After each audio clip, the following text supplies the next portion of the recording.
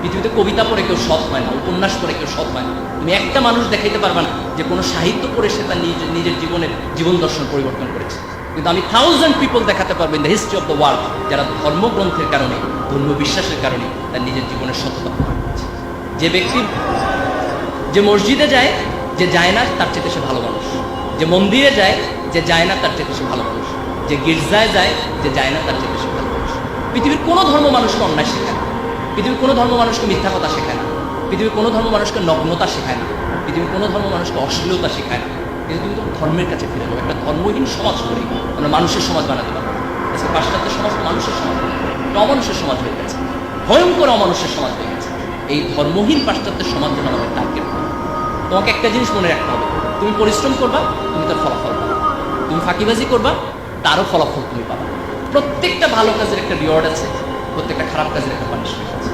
আমি দুইটা ধর্মের দুইটা মাইথোলজি থেকে দুইটা কোট করে আমি আমার বক্তব্য শেষ করি। হিন্দু ধর্মের একটা গল্প আছে এরকম যে তাদের একজন রাজা ছিলেন, তার নাম ছিল গান্ধারী। একটা যুদ্ধে তার অনেকগুলো সন্তান মারা গেছে।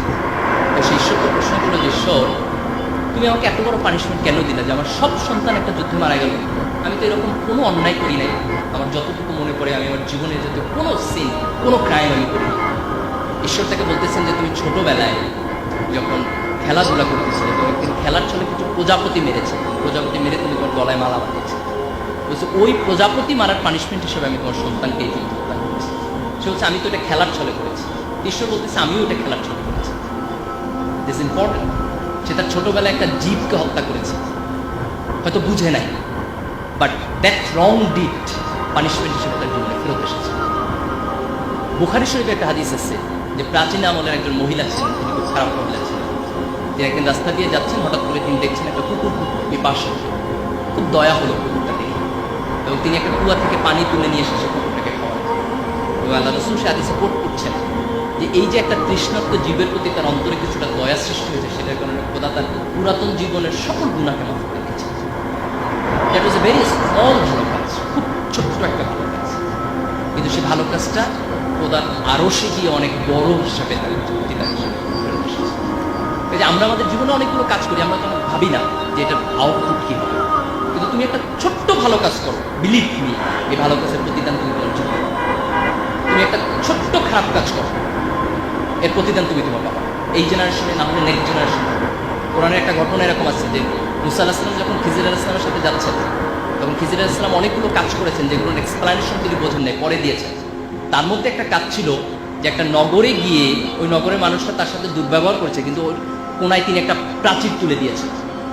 তারপরে যখন মুসা আলাইহিস সালাম এক্সপ্লানেশন দিচ্ছে, তখন বলতেছে যে এই প্রাচীরের নিচে কিছুটা গুপ্তধন ছিল, এবং সেই গুপ্তধন হচ্ছে এমন দুটো নাবালক সন্তানের যার বাবা সৎ মানুষ ছিলেন। এই জন্য আল্লাহ তাকে বলেছেন তুমি ওই সৎ মানুষের সন্তানের জন্য এই সম্পদটাকে রেস্ট্রিক্ট করো, এটাকে সংরক্ষণ করো। তার মানে তার বাবার সৎকর্মের জন্য তার সন্তান বেনিফিটেড হচ্ছে।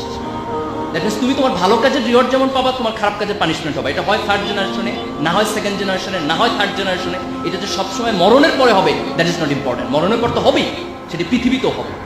এই যে এই মানুষের জীবন যখন এই ধর্মবোধের জায়গা থেকে, অ্যাকাউন্টেবিলিটির জায়গা থেকে সরে যায়, তখন মানুষের মধ্যে কোনো নৈতিকতা থাকবে না, মানুষের মধ্যে কোনো বোধ থাকবে না, মানুষ বেপরোয়া হয়ে উঠবে। এবং সেই বেপরোয়া মানুষ শিক্ষিত হলেও কিছু যায় আসে না, সে বেপরোয়া মানুষ এ প্লাস পাইলেও কিছু যায় আসে না। কারণ আমাদের সোসাইটি আমরা দেখেছি যে আমাদের অনেক শিক্ষিত মানুষ আজকে করাপশন করছে, অনেক শিক্ষিত মানুষ আজকে দেশের সম্পদকে বিক্রি করে দিয়েছে দেশের বাইরে। এই যে দিস ইজ ইম্পর্টেন্ট যে আমরা গ্লোবালাইজেশনের যুগে আমাদের কোয়ালিটি ডেভেলপ করার পাশাপাশি এই অ্যাকাউন্টেবিলিটির জায়গা থেকে মানুষের প্রতি ভালোবাসা, জীবনের প্রতি ভালোবাসা, জীবের প্রতি ভালোবাসা, এক ধরনের নৈতিকতা বোধ, এক ধরনের ধর্মবোধ, যে কোনো ধর্ম, ফেইথ বেজ অ্যাপ্রোচ। তুমি ঈশ্বরকে বিশ্বাস করো, আল্লাহকে বিশ্বাস করো, গডে বিশ্বাস করো, does not matter, but you must believe, you must practice whatever your religion is. You must have the sense of the accountability, যে ভালো কাজ করলে এটা একটা ভালো কিছু পাবা, তোমাকে এটা এনকারেজ করবে। একটা খারাপ কাজ করলে তোমার পানিশমেন্ট হবে, ভয় তোমার মধ্যে থাকতে হবে। এই দৃষ্টিভঙ্গি যখন আমাদের জীবনকে নিয়ন্ত্রণ করবে, তখন সত্যিকার অর্থে আমরা একটা ভালো সমাজ করতে পারবো।